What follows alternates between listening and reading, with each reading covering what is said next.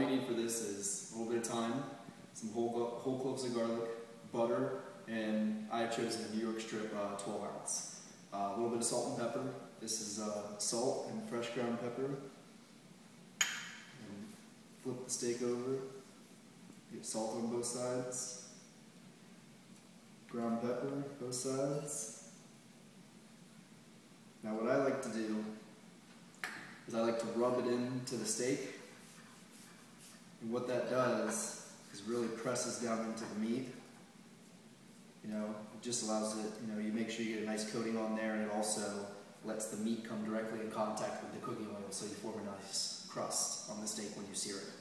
Now, you want to make sure that you use regular canola oil when you do this, so that you're not changing the flavor of the steak with olive oil, and olive oil also starts to turn bitter at a lower temperature than canola oil does, or any other vegetable oil such as like soybean. What we can do now, if let's come over with all the way over.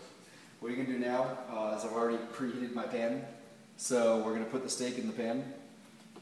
And you just want to make sure that you do this away from yourself, and be really careful not to burn yourself when you put it in the pan. As you can tell, it's very hot.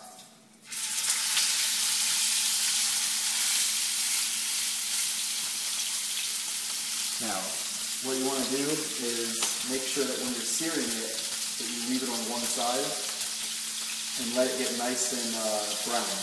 You want it to form a nice crust, a nice caramelization before you move it, before you turn it. Anything that you do, you want to make sure it has that nice caramelization first. It's going to take about 2 to 3 minutes on about medium-high heat.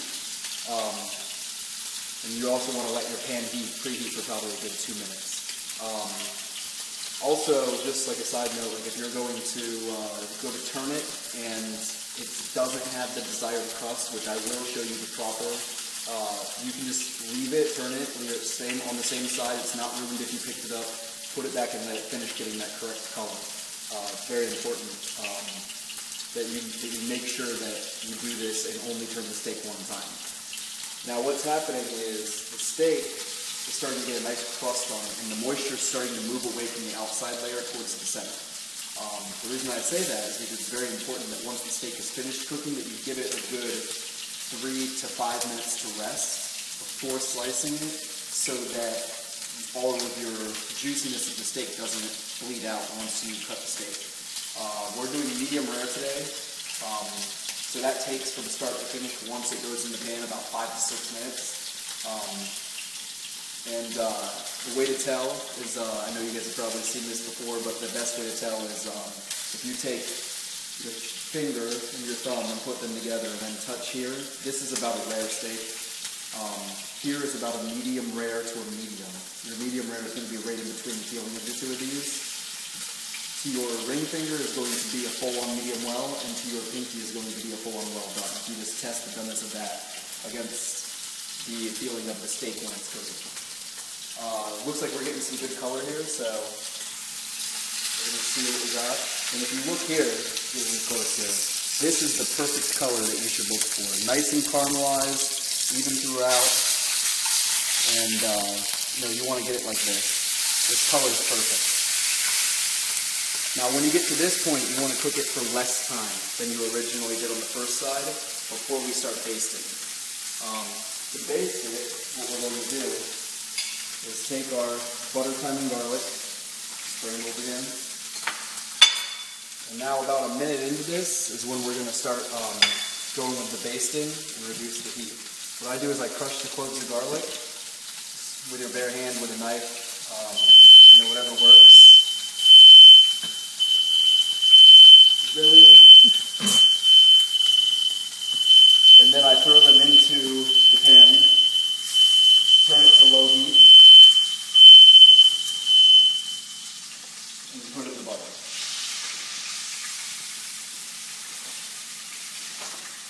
Now as you can see here, we drop the thyme in.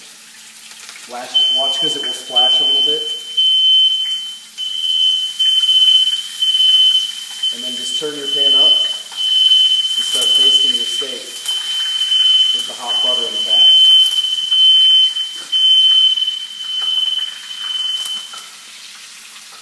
So this is exactly how you want to be cooking it right here.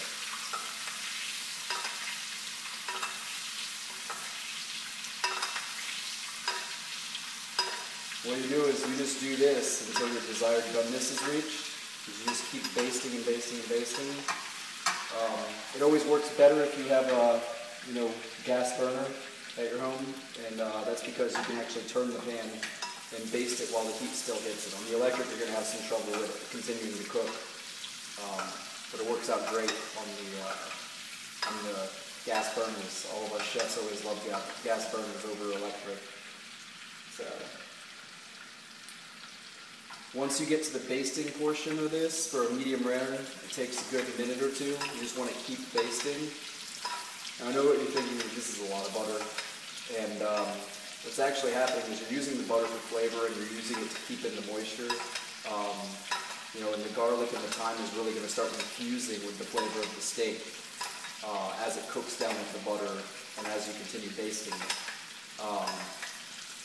So you're not really putting more fat into the steak that it already has. You're going to add a few calories to it, yes, but it's nothing significant. It's not, it's not that you added 8 ounces of butter and now it's, it's not like taking a stick of butter and eating it. It's, you're actually going to end up dumping most of that fat back out at the end of the.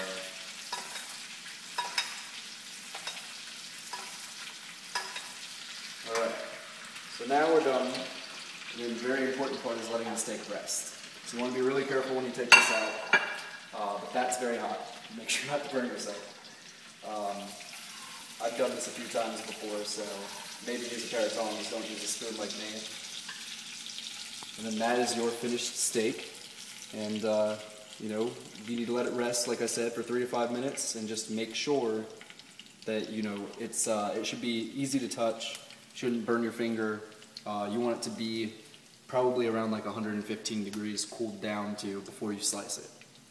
So, all right. So our steak is rested. It's been about 5 minutes. If you want to, come in here, I'll show you. Once you cut it, you get a nice, perfect medium rare right there, and that's your steak. And notice how you're always going to have a little bit of juice, and this is more so fat from the butter than it is the actual juice from the steak. It's nice and tender. Ready to go. Thanks, and visit Chef Steve and Queen for more culinary advice and cooking tips.